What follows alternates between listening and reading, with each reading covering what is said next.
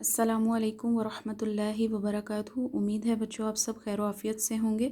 बच्चों आज हम 7 क्लास का चैप्टर पढ़ेंगे इस्लाम में इबादत का तसव्वुर, यानी इस्लाम में इबादत का क्या कॉन्सेप्ट है। इसके लिए आप लोग पेज नंबर 16 ओपन कर लीजिए। कायनात में हर चीज़ के पैदा होने का कोई ना कोई मकसद ज़रूर होता है। अल्लाह ताला ने कोई चीज़ बग़ैर किसी मकसद के पैदा नहीं की। पानी, दरख्त, सूरज, चाँद, सितारे, ज़मीन, आसमान वगैरह किसी न किसी काम के लिए पैदा किए गए हैं।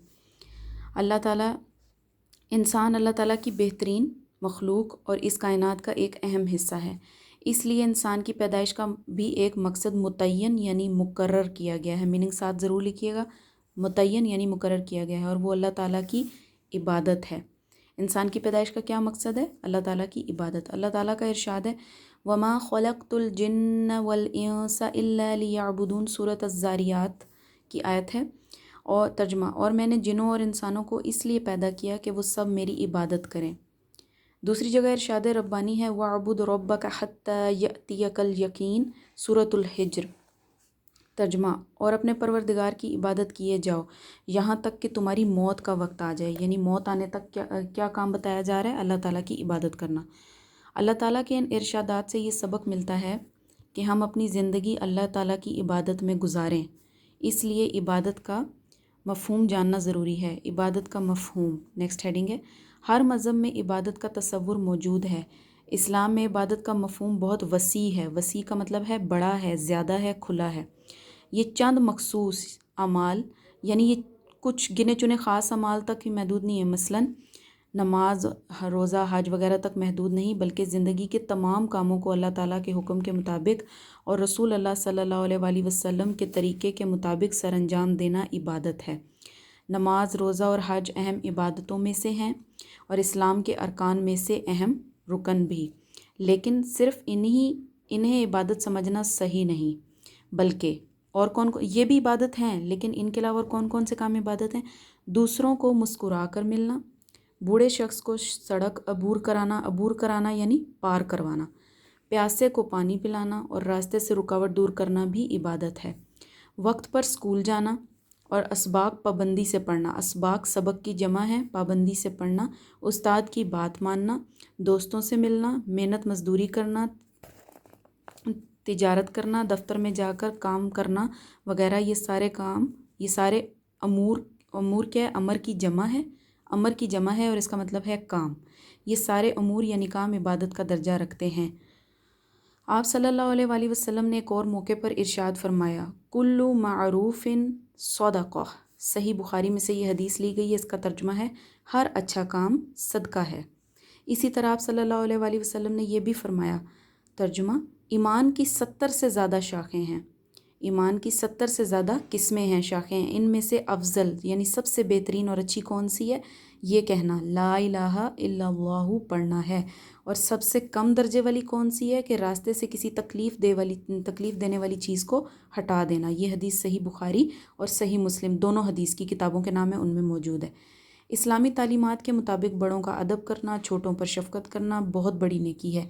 इसी तरह औलाद की अच्छी तरबियत करना, रिश्तेदारों से अच्छा सलूक करना, गरीबों की मदद करना भी इबादत है। मरीज़ की अयादत करना और पड़ोसियों के साथ नेकी में ताउन करना और इनकी खुशी और गमी में शिरकत करना भी इबादत का दर्जा रखते हैं।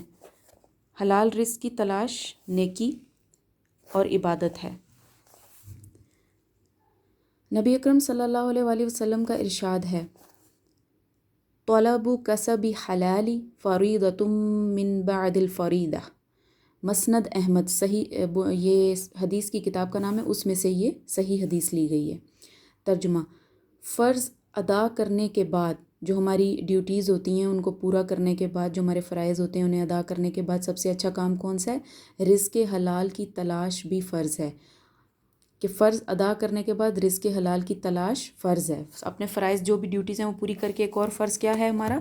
कि रिज़्क़ हलाल तलाश किया जाए।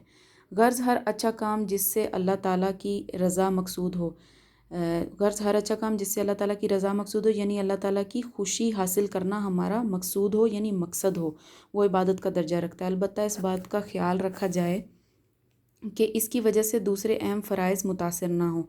یعنی دوسرے کام بھی متاثر نہ ہو، سارے کاموں کو بیلنس وے میں لے کر چلنا چاہیے۔